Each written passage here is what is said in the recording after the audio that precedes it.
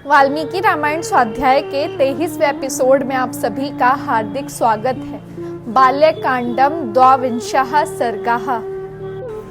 विशाल नगरी में विमल प्रभात होने पर दैनिक कृत्यों से निवृत्त हो श्री राम विश्वामित्र जी से बोले, हे महर्षि, रात्रि तो अद्भुत कथा सुनते हुए ही व्यतीत हो गई। आइए अब नदियों में श्रेष्ठ गंगा नदी को पार करें। महात्मा राम के ये वचन सुन विश्वामित्र जी ऋषिगण और राजकुमारों के साथ गंगा के पार हुए। गंगा जी के उत्तर तट पर पहुंच ऋषियों को विदा कर वे गंगा के किनारे बैठ गए। तभी उन्होंने विशाल नाम की नगरी को देखा। तदंतर विश्वामित्र जी दोनों राजकुमारों को साथ ले स्वर्ग के समान सुंदर और विशाल नगरी में गए। तब बुद्धिमान राम ने हाथ जोड़कर विश्वामित्र जी से विशालपुरी का इतिहास पूछा।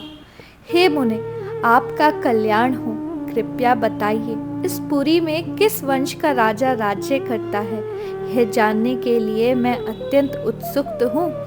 मुनि श्रेष्ठ विश्वामित्र जी राम का वह वचन सुन विशाल नगरी का प्राचीन इतिहास कहने लगे।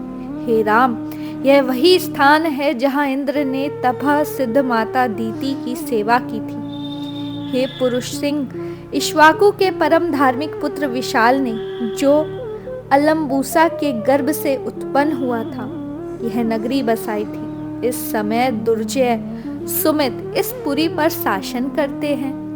महाराजा इक्ष्वाकु की कृपा से विशाल नगरी के सभी राजा दीर्घायु, महात्मा, पराक्रमी एवं धार्मिक होते रहे हैं। हे राम, आज की रात हम यहीं विश्राम करेंगे और कल राजा जनक से भेंट करेंगे। महातेजस्वी एवं यशस्वी राजा सुमति विश्वामित्र का आगमन सुन उनके स्वागतार्थ आए। उपाध्याय और परिवारजनों के साथ उनका स्वागत सत्कार कर एवं कुशल पूछ कर वे विश्वामित्र जी से कहने लगे, हे मुने, मैं धन्य हूँ जो आपने मेरे राज्य में पधार कर मुझे दर्शन दिए। मुझसे बढ़कर धन्य आज और कोई नहीं है। वाल्मीकि रामायण स्वाध्याय के 24वें एपिसोड में आप सभी का हार्दिक स्वागत है। बाल्यकांडम त्रयोविंशः सर्गः। अहिल्या उद्धार।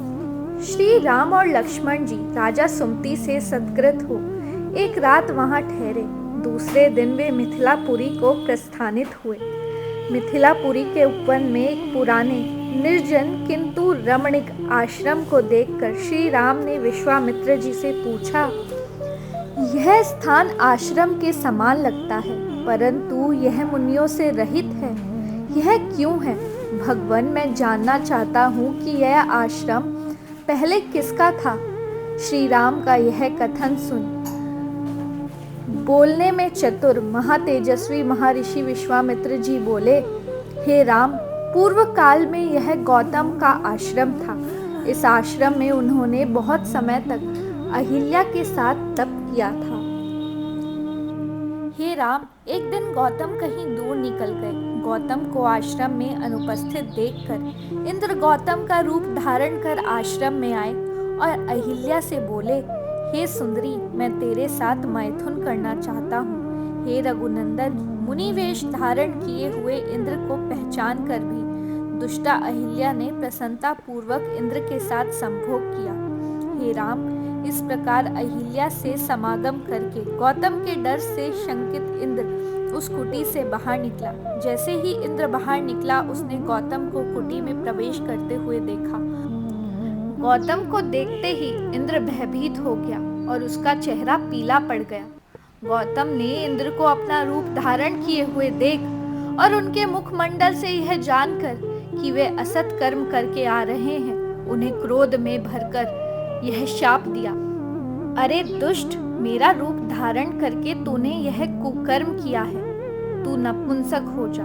इंद्र को शाप देकर गौतम ने अहिल्या को भी शाप दिया, तू कठोर तप करती हुई और भूमि के ऊपर शयन करती हुई बहुत वर्षों तक यहाँ निवास कर। हे महातेजस्वी, अब तुम पुण्य आत्मा गौतम के आश्रम में पधारो और इस देव रूपिणी अहिल्या का उद्धार करो। विश्वामित्र के यह वचन सुन राम और लक्ष्मण ने उन्हें आगे कर उस आश्रम में प्रवेश किया।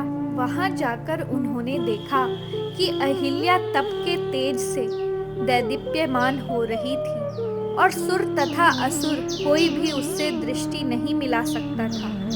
लक्ष्मण ने प्रसन्न होकर उसके पैर छुए। अहिल्या ने भी अर्घ्य पाग आदि द्वारा उनका आतिथ्य किया।